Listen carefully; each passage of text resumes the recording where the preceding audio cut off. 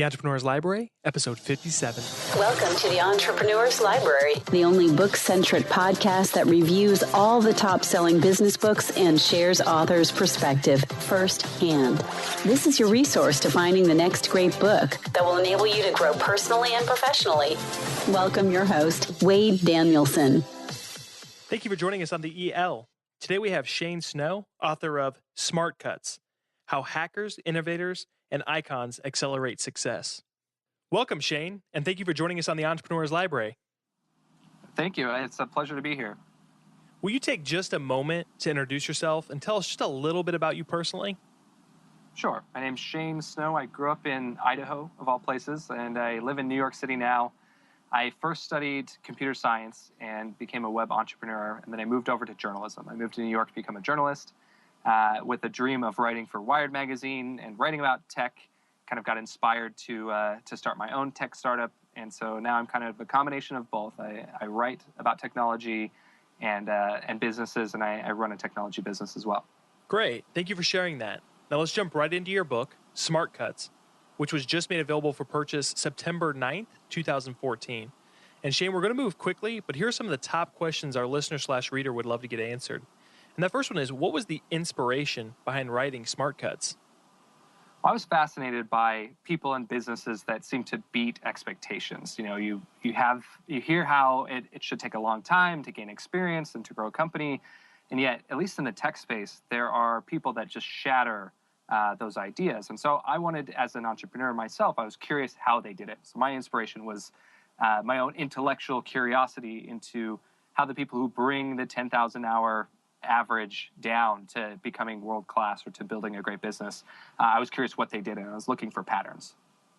Excellent. And what makes your book different? Because there's a couple out there on productivity hacking and different things like that, but what makes your book different from others regarding the same topic? What I focus on is speed, not just success. There's lots of books that will tell you how to be successful, but I'm focusing on the patterns that make for breakthroughs throughout history. So it's less of a how-to and less of a kind of, it's just up to circumstance, the other end of the spectrum, or be yourself or learn to smile. It's kind of in the sweet spot between those two, where I do essentially a regression analysis of top performers, world-class performers across industries throughout history. And then I dig into academic research about why what they did, despite being counterintuitive, actually made them more successful than following conventional advice. And how would you want the reader to engage with your book? Is this a book they should jump in and jump out, grabbing content as they need, or is it one they should really read from front to back?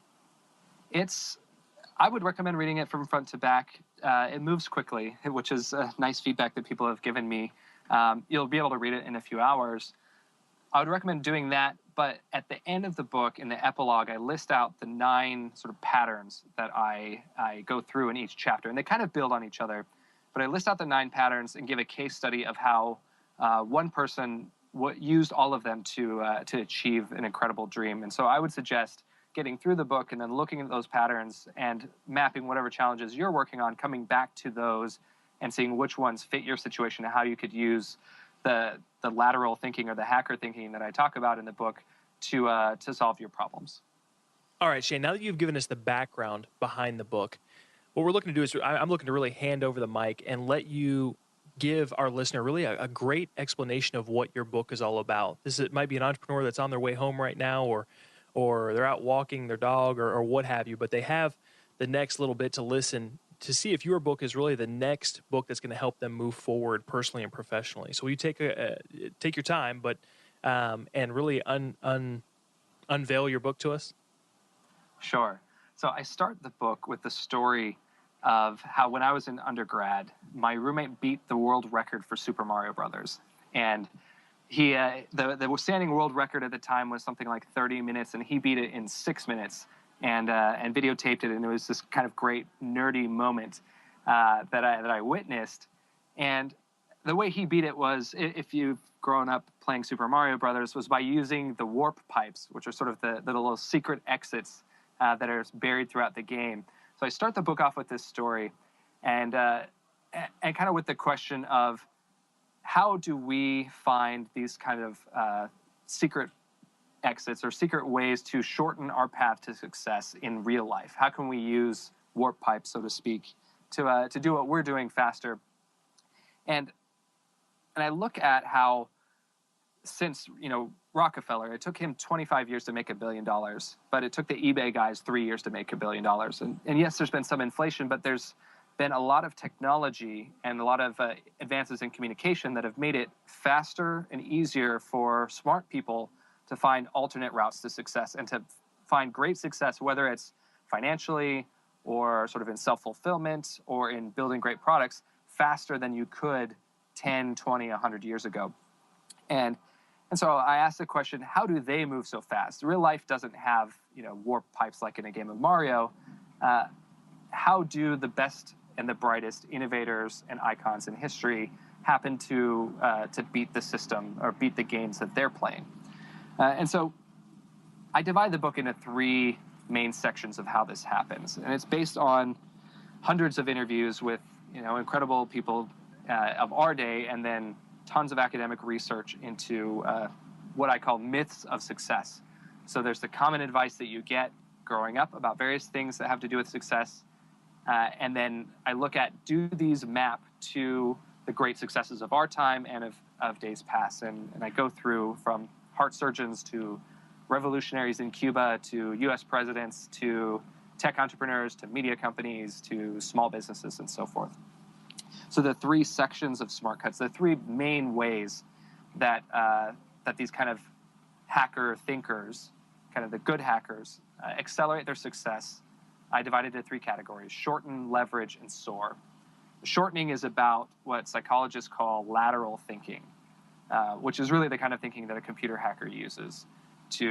Essentially, lateral thinking is when you're given a problem or a challenge, and instead of attacking it head on, you attack it sideways.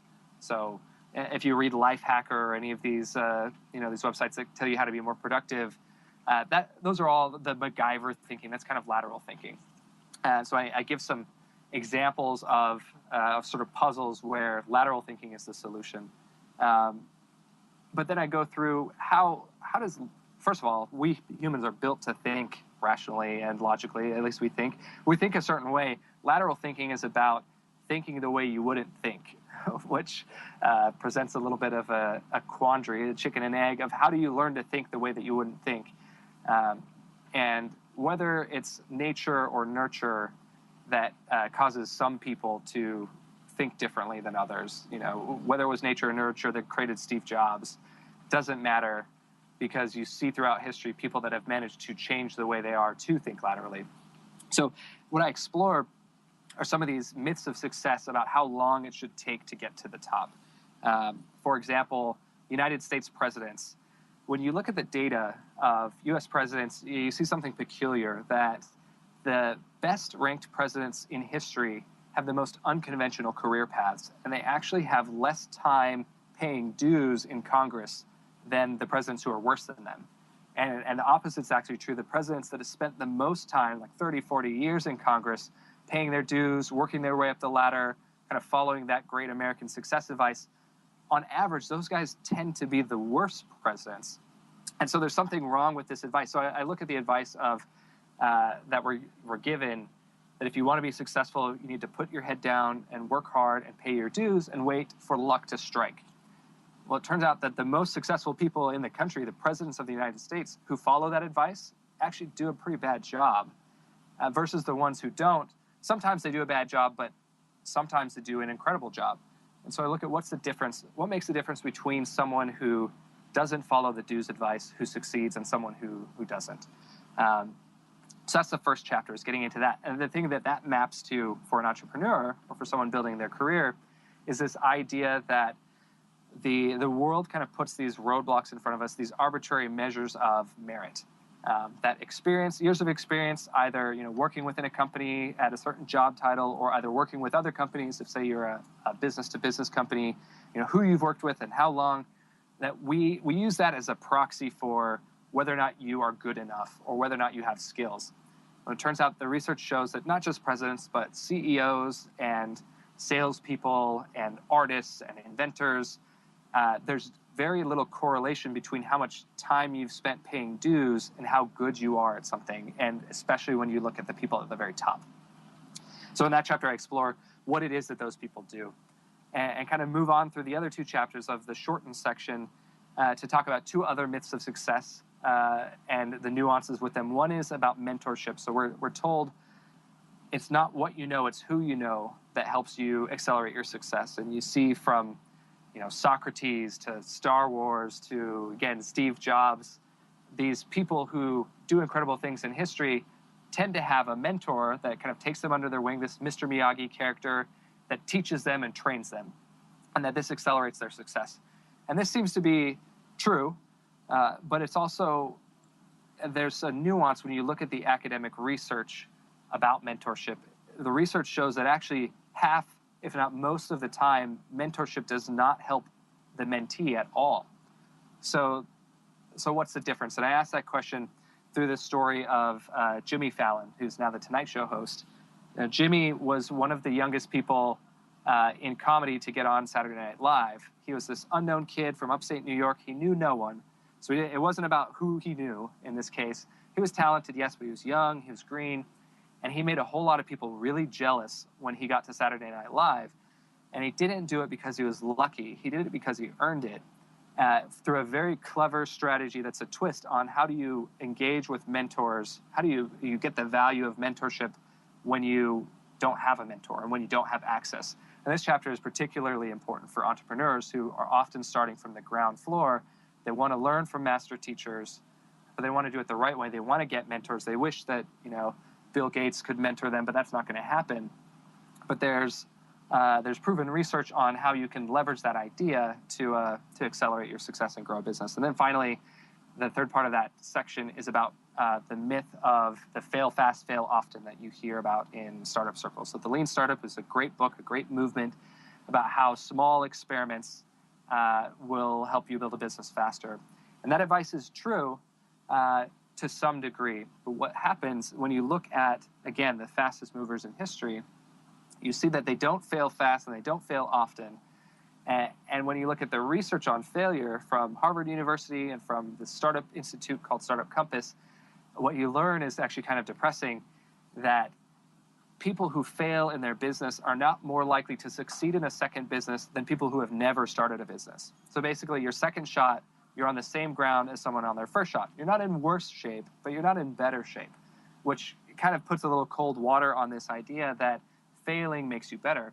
And I explore heart surgeons, for example, that learn new surgeries, and the ones who fail, they don't get better, but the ones who watch their colleagues fail actually get better at a significant rate. So you can apply this lesson and others that I dig into through that chapter to how can you make the idea of failure and feedback actually work for your business rather than failure just kind of putting you back at square one. And the problem with starting a second business being less, not just as likely to fail as your first business that failed is because there's so many variables that go into the success of a business that what you learn in the first one hardly maps to the second one. The things you learn about how to do payroll are not going to be the things that sink your business the second time unless you're doing the exact same business over again, which in a lot of cases the market has moved by the time you get there.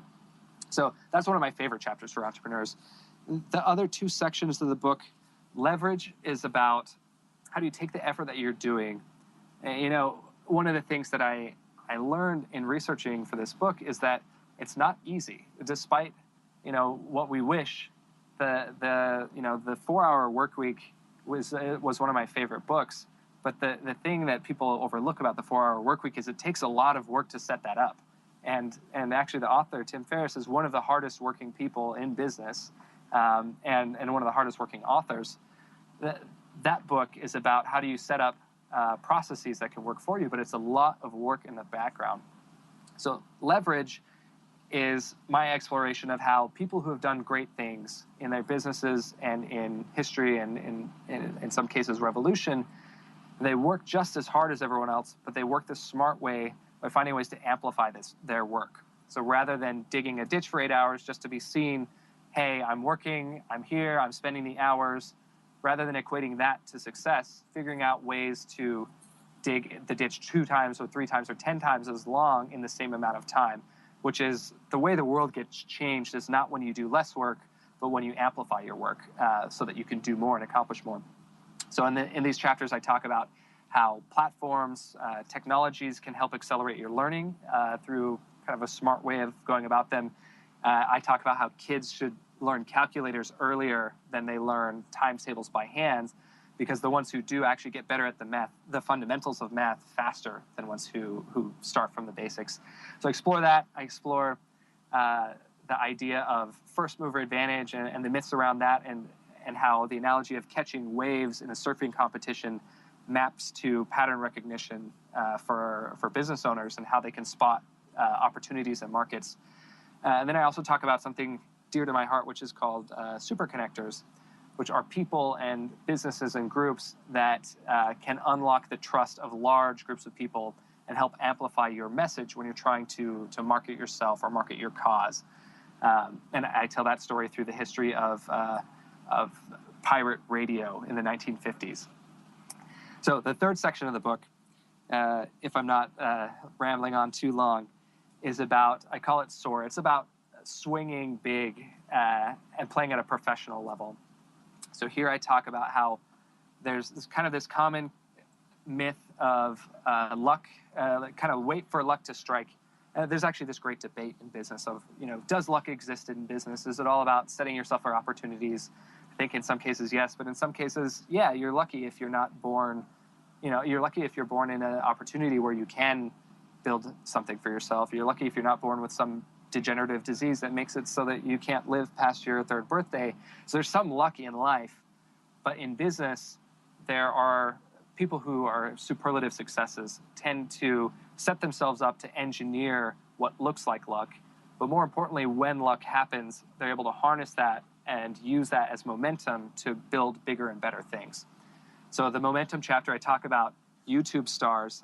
I pit one-hit wonders against YouTube stars who managed to leverage their viral hit into building big, incredible businesses. The main woman of this chapter is a woman named Michelle Phan, who's in all these YouTube advertisements right now. She has millions of followers.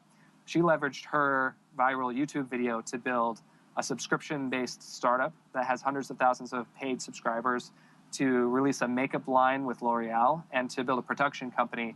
She's on her way to becoming the next Elizabeth Arden or Martha Stewart.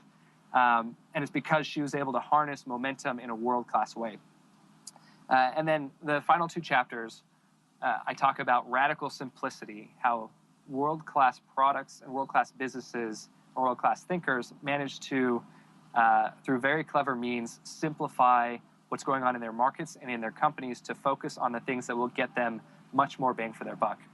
And then finally, the capstone chapter before the epilogue that ties it all together is about 10x thinking, which is, it's about this concept that there's kind of the common debate among goal setting of, should you set realistic goals or should you set goals that make you really stretch that maybe you won't hit them, but the cliche is shoot for the moon, and if you miss, you'll hit the stars. So is that true? Does making a big goal that that you probably can't hit, does that accelerate your success? Or does setting realistic goals that can give you that kind of boost of confidence, and then setting bigger and better realistic goals, does that accelerate your success? Well, it turns out that the shooting the moon concept has a lot of merit to it, both academically and through historical examples. So I go through the history of SpaceX, how Elon Musk, who's one of the, some might say luckiest people in the world, but others might say smartest people, who's built $4 billion businesses in a row, how he managed to do what dozens of billionaires before him couldn't, which is build a private space company that made it to orbit. He's this quintessential example of 10x thinking. Rather than trying to make something 10% better, he works and he talks about doing things 10 times better, which the idea of asking yourself, how can I do this 10 times better, forces you to do the thing that I talked about in the very beginning of the chapter, which is lateral thinking. It forces you to question all of the assumptions that you've ever had. It forces you to question all of the rules of your industry and even of what you've built in the past. And when you break those down, Elon Musk calls it getting to first principles. You are able to get to what actually matters that you can then amplify and turn into to something that gets you 10 times bigger. There's also something there to this that I don't want to ruin it too much because this chapter is really fun, but there's something about 10x thinking that gets you the kind of support that you need to be able to actually accomplish it, which is counterintuitive. The thing that I say is it's easier to start a revolution than a successful lemonade stand. And that's not because a revolution takes less work than a lemonade stand, but people care violently about the outcome of a revolution, one way or the other. They care about what happens. People don't care about what happens to your lemonade stand. That's why your parents have to kind of slip people money to buy lemonade from you. The principle for entrepreneurs is this. It's that it can be easier to build a huge business with a massive goal and a massive story than it is to build a small business. And it can be easier to take one aspect of your business and multiply it by 10 times than it is to multiply it by just 10% or 110%. And part of this that's exciting is academic research actually backs this up, that students, when they compete in different forms, intellectually and in other ways, when in these psychological experiments, they show that students who are competing against a lot of people tend to actually perform worse than those same students when they're competing against a few people. And it's not intentional, it's actually psychological. We do this subconsciously. When we're going after something where there's more competition, we actually don't perform as well. We don't push ourselves as hard as when we're in a very small pool. And this is why going after low-hanging fruit can be dangerous for a small business owner or an entrepreneur, is because there's many more people going after the easy wins than going after the really lofty wins. So when you go after the lofty wins, all of this research shows that you push yourself harder, you force yourself to come up with more ingenious, more clever, more hacker-like ways to accomplish the goal than if you're going after something smaller. And there's the added benefit of you have a big vision and a big story, the kinds of people that you need to hire, that you need to raise capital, that you need to get public opinion on your side, tend to flock towards those things that are on the edge of crazy but world-changing. So that's the gist of the journey that I go through in Smartcuts. Everything is about my curiosity about how these people did it and kind of the counterintuitive ways that the best of the best accelerate their success versus people who are simply successful by following the conventional wisdom. Shane, that's one of the best reviews we've had yet. And I say that because it's brought up about 50 questions. It's made me, anything that makes me think, I appreciate. And when someone goes out there and maybe challenges different theories or the status quo, my ears always perk up because I'm always, I guess, always looking to better my game and not, 10,000 hours later. So this was huge. And Well, thank you. it leads perfectly. Absolutely. It leads perfectly into our next question, which I think is almost a rude question in a certain sense. But that's, if the reader could only get one thing out of everything that you just said, you just talked about unbelievable, amazing stuff and multiple different things that intrigued me. But if they could only get one thing out of your entire book, what would you want that to be? Well, obviously, there's a lot in there. I think the one message that I want to get across is that any of us can do more than we're doing, and we can do it faster than we think. Part of my reason for writing this is I know people who either want to build businesses or have dreams or want to go into some area that they just think is too unrealistic to do because they think it'll take too long. What I'm trying to show is that that's not necessarily true, that we can do more than we're doing. We can do it faster than we think we can by thinking about things smarter, and I hope that I built a framework around that. But that's the principle that I want to lead people with. Perfect. And do you have a favorite quote from your book, either one that you wrote that you personally love or one that you wrote that resonates well with your audience? I know sometimes an author will write something and their audience kind of tells them what was good about it. So do you have either one of those? So I'm waiting to see what the Amazon does this great thing, the most highlighted passages on Kindle, so you can kind of see what people are highlighting. I've been waiting to look at what people have been saying, but people have certainly tweeted some passages. I think for me, my favorite is the quote. Rather than quote myself, I quote one of my heroes at the very beginning of the book, and that's Dr. Seuss. he says in one of his books, you have brains in your head, you have feet in your shoes, you can steer yourself any direction you choose. And I love that quote because it gets at kind of the core message that if you have a brain in your head and if you have feet to move, you can work smarter and harder, and you can do the implausible and the impossible, and it's up to you. Excellent. That was an excellent quote. I appreciate that. And this next one I think is very relevant because I think your book is going to create a lot of different paradigm shifts for people and maybe change the way that they think. And again, I think a lot of entrepreneurs are always looking for a book that does that. So what's a book that you personally can recommend? And it doesn't have to be on hacking, doesn't have to be on entrepreneurship, but really any book that you read that created a huge impact in your life. That book for me is the autobiography of Ben Franklin.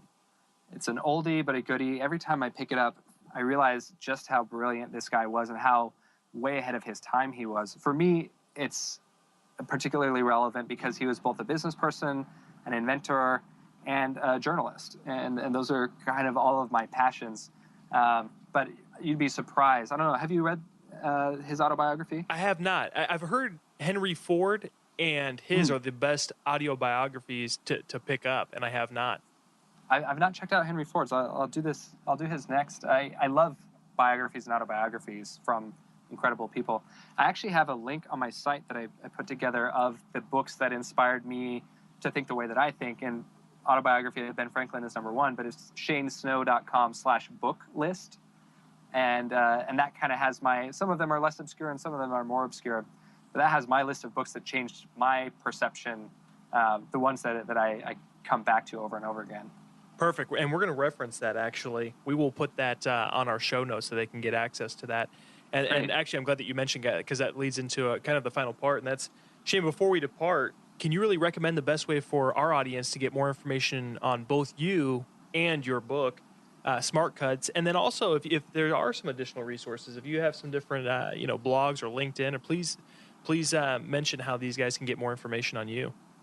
So the main hub is my website. It's just my name, shanesnow.com. From there, you can get to the book, shanesnow.com/smartcuts. And all of my links are there to LinkedIn and to my company, Contently, which is contently.com. We do a lot of publishing for businesses, specifically in the content and marketing space, which again is a combination of the things that I love, journalism and business. But you can find everything there just from my main website, so it won't complicate it. Perfect. Well, Shane, thank you so much for coming on and really, like I said, this was an excellent review, and I have no doubt now. I already bought the book, so I won't say that I'm gonna buy it again, but I've already bought it, and I will definitely be reading this to see how I can create paradigm shifts within my mind and move my businesses forward. I'm thrilled to hear that. Thank you, Wade. This has been very fun. Thanks again for listening in today. If you would like to get your hands on Smartcuts or any of the other resources mentioned by Shane, just look at the show notes at the elpodcast.com. Looking for your next book idea? Head over to the elpodcast.com, where Wade shares his amazing resource, the top 10 business books recommended by over 500 entrepreneurs, with you for free. That's the elpodcast.com. Till the next time, keep it on the EL.